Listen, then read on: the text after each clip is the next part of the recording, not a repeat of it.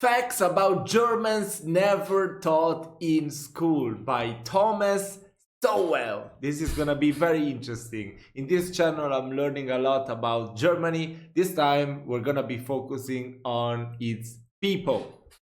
Let me check out who's Thomas Sowell. Oh, he's an economist and a...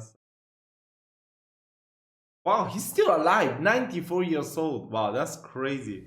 Germans are an old people. Their language is centuries older than English, French, Spanish, or Italian. But the history of a dozen years has cast a long shadow over the thousands of years of their existence as a people. The rule of Hitler and the Nazis from 1933 to 1945 not only sealed the fate of the Germans of that generation, it has colored the way Germans have been seen since then, as well as the way the previous history of Germans has been seen. German intellectual figures, social traditions, and political movements in centuries past that were once seen in the context of their own times are now often seen as precursors of Nazi totalitarianism or of the Holocaust. Was all of German history leading up to Hitler? Or were the Nazi years simply...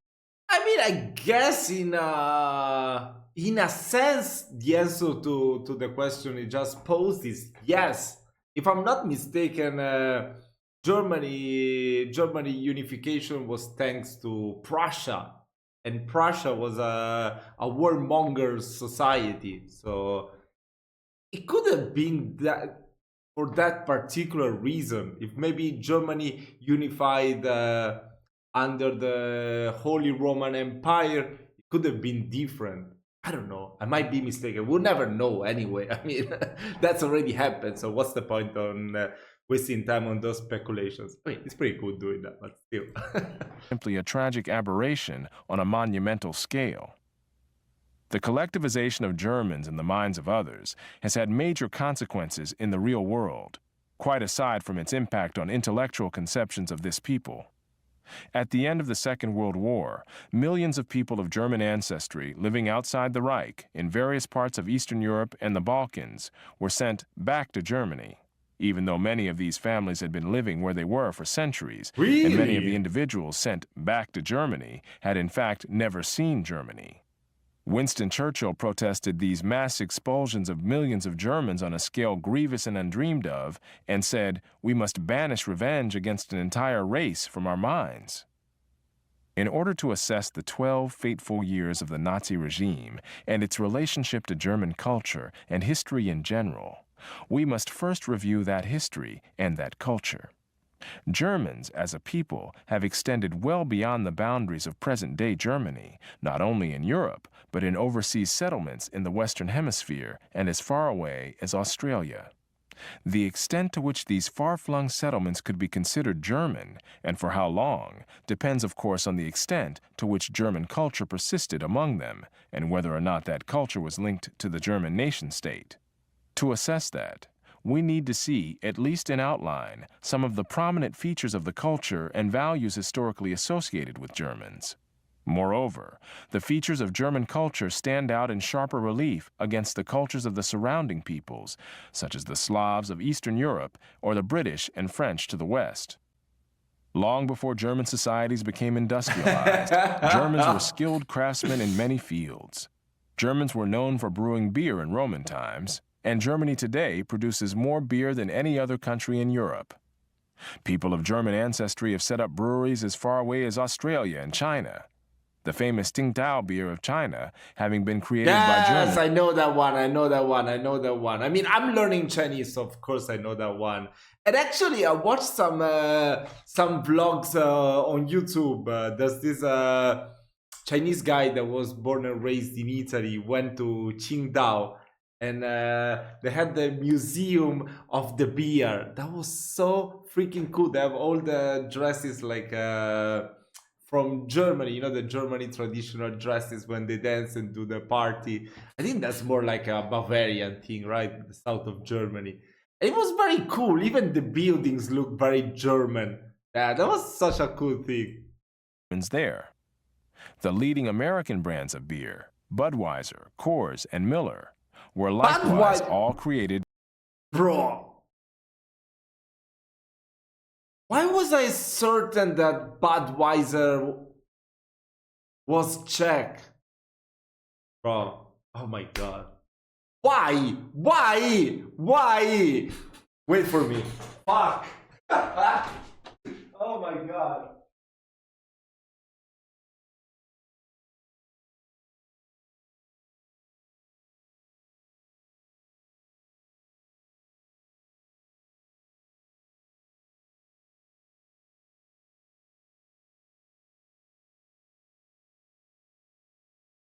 Fuck off. They tell me too bad. I cannot resist it. I cannot resist it. Look how beautiful this is. München. München. Spaten. That's from Penny Market. That's my favorite. That's pretty good actually. Very cheap and it's really good, this beer. By people of German ancestry. Test. ASMR test. Let's see how... that wasn't too great. German breweries in Buenos Aires drove English beer out of the market there. In the Brazilian state of São Paulo, the only producers of beer in the early 20th century were Germans. Beer brewing Germans are not simply a stereotype. German craftsmen also pioneered in making pianos and took this skill with them to other countries. The first pianos in colonial America were built by Germans, who also led the way in building pianos in Australia, Russia, France, and England. German craftsmanship also created optical products that made such firms as Zeiss, Schneider, Rodenstock, and Voigtlander world leaders in high-quality lens production. The leading lens-making firm in the United States was founded by two German immigrants named Bausch and Lomb. Printing was another area in which Germans led the way. Gutenberg introduced printing with movable type in Europe, and centuries later, Germans set up the first printing press in the Western Hemisphere. When printing presses began to spread from Western Europe into Eastern Europe, they spread first into German enclaves in the East, because here were concentrated people who could read. Germans also pioneered in map making. The name America was given to the Western Hemisphere by a German map maker. Really? Mining was another area in which Germans became renowned as far back as the 16th century. Copper. Isn't it called America for Amerigo Vespucci, the Italian discoverer? I was always sure that America was because of him. His name is Amerigo, so Amerigo, America. I'd be mistaken. Copper mines in Britain were opened up by Germans, as were silver mines in Mexico, Spain, and Norway. In addition to the German mining communities in the Balkans already noted. Cheers! German craftsmanship in metal created the first armor and swords manufactured in Mexico, as well as the renowned Kentucky rifle, which was in fact made by Germans in Pennsylvania. For thousands of years, Germans excelled in military operations. Yeah, it's something that the Germans don't really get that much credit for. They even built the Walter White lab. Come on! The Germans built the math lab of Walter White. Come on! El Pollo Loco! That was German. That was German's opera. Generals held positions of high command in the Roman legions, as they would in later centuries command armies in Tsarist Russia, in South America, and in the United States from the Revolutionary War of 1776 to the two world wars of the 20th century, in both of which the U.S. Army was commanded by generals of German ancestry, Pershing and Eisenhower, respectively. German commanders of American military forces in the Second World War also included Admiral Chester Nimitz, who commanded the Pacific Fleet, and General Karl Spaatz, whose bombers reduced much of Germany to rubble. In both world wars, the armies of Germany inflicted far more casualties on opposing forces than the Germans sustained themselves. During the Middle Ages, the Teutonic Knights conquered Prussia, which became the heartland of German military prowess for centuries to come. German fighting men were in demand by rulers in Eastern Europe and in the Ottoman Empire, and were used by the British in their attempt to suppress the rebellious American colonies, as well as by the Americans in order to bring their citizen army up to the military standards required to fight the British. Ironically, Germans produced not only leading military men, but also leading pacifist groups, such as the Mennonites, who also spread to other countries. Whether in agriculture, industry, commerce, or the military, Germans became known for thoroughness, organization, punctuality, and hard work, as well as for specific skills. Other countries not only welcomed German immigrants, but some actively recruited them, and in some cases subsidized their travel. Not only in Eastern Europe, but also in developing nations in the Western Hemisphere and in Australia, Germans were recruited to pioneer in opening up undeveloped wilderness. Wherever Germans settled around the world, there were newspapers printed in German. In Russia, the St. Petersburger Zeitung was founded in 1727, followed in later years by the Saratov Deutsche Zeitung in the German agricultural settlements on the Volga, and the Odesser Zeitung among Germans who settled by the Black Sea. In the United States during the immigrant era, I want to say something stupid. Let me check it first. I think oh my god, Catherine the Great, wasn't she German actually? Wait, Catherine the Great, German. I think she was German.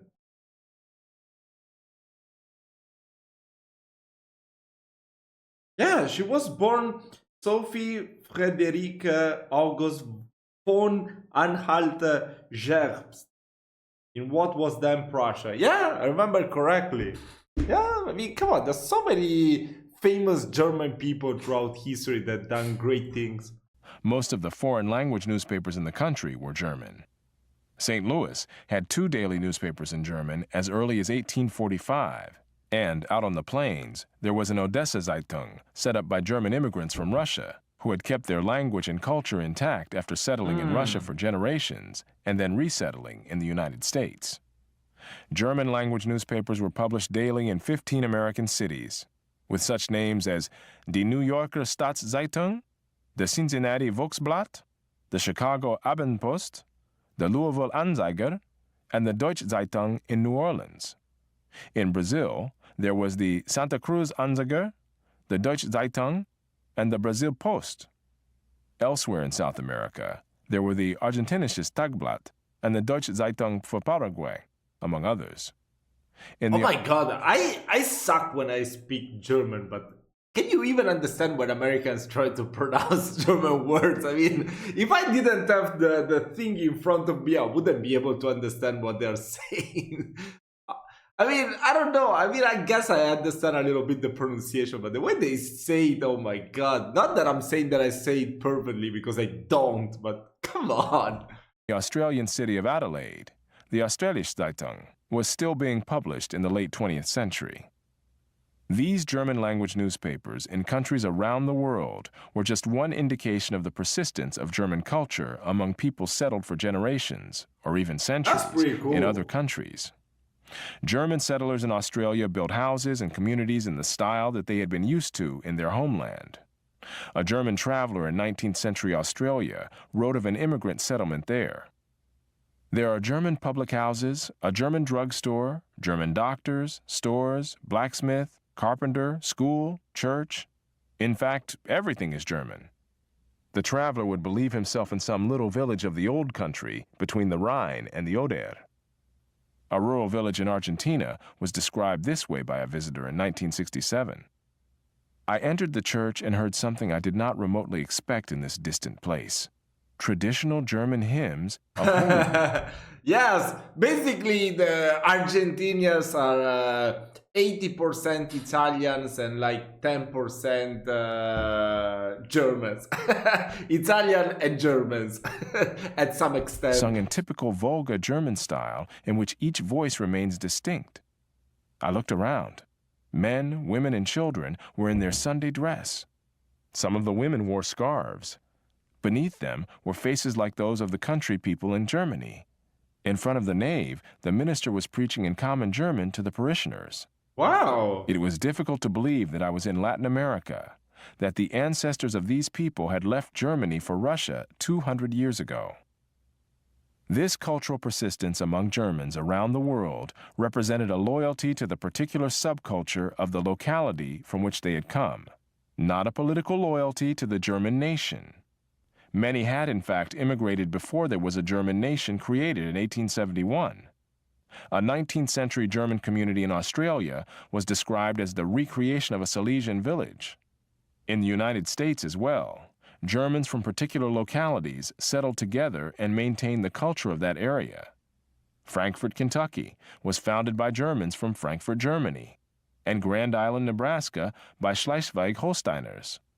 Lomira, Wisconsin, was settled almost exclusively by Prussians from Brandenburg, while the nearby towns of Hermann and Theresa were settled by Pomeranians. Even among Germans who immigrated from Russia to the United States, those who came from the Volga settlements established their own communities in the Plain States, distinct from the communities in those states established by those Germans who came from the Black Sea settlements. Even when they resettled again in California, the Volga Germans and the Black Sea Germans settled separately, the former around Lodi and the latter around Fresno. How long and to what extent the Germans remained culturally separate varied with circumstances. Rural enclaves tended to remain culturally insular longer and more completely than was the case when Germans settled in urban communities that included people of other nationalities and cultures. Where the Germans were the numerically predominant urban group, as they were for centuries in much of Eastern Europe, they could assimilate the local population, or at least its upwardly mobile elements, to the German culture. But where the Germans were greatly outnumbered, and especially where the great majority of the German immigrants were male, then interactions among groups, including intermarriage, eroded the German culture. This was the case in much of 19th century Australia, but not in South Australia, where whole families of Germans tended to settle together, and there were as many women as men, so that these communities could maintain their separate social and cultural identities for generations. It was much the same story in Brazil, where there was very little intermarriage with members of the local population living near German agricultural communities well into the 20th century, while in cities and in some rural areas where there were more diverse populations, acculturation and assimilation became more common. Yet even living in cities with large numbers of people from other backgrounds did not automatically lead to rapid assimilation. In New York City, where 90% of the population was non-German, in the early 20th century, most people of German ancestry nevertheless married other people of German ancestry. That changed over the years, but not immediately or rapidly. This cultural cohesiveness was seldom accompanied by political cohesiveness or group identity politics. Germans were usually not very politically active in any case, and they tended to be underrepresented among career politicians. Where German political leaders arose in other countries, it was seldom as representatives of ethnic Germans in those countries. In the United States, for example, those people of German ancestry who did achieve prominence in politics, the Muhlenbergs in the 18th century, Karl Schurz and John Peter Altgeld in the 19th, and Herbert Hoover and Dwight D. Eisenhower in the 20th century, did so as representatives of the American people at large, rather than as spokesmen for ethnic German interests. There were similar patterns in other countries. In Australia, Germans tended to be underrepresented in politics, and those Germans who achieved political office were elected from constituencies where there were few Germans, as well as from constituencies where Germans were the predominant population. In Russia, the presence of Baltic Germans in high positions in the Tsarist government was of no benefit to the Volga Germans or the Black Sea Germans, in whom these German officials took no interest and whom they looked down on as peasants. In Brazil, Germans long remained politically apathetic until after the Second World War, when they began to elect more deputies. However, in places where the German minority was under sustained political attack, such as by the Latvians or the Czechs, Germans were provoked into political activity. The persistence of German culture did not, in most cases, mean making public dramatizations of a separate identity, exceptions again being in places like Czechoslovakia. More commonly, Germans maintained their culture without making a public issue of it.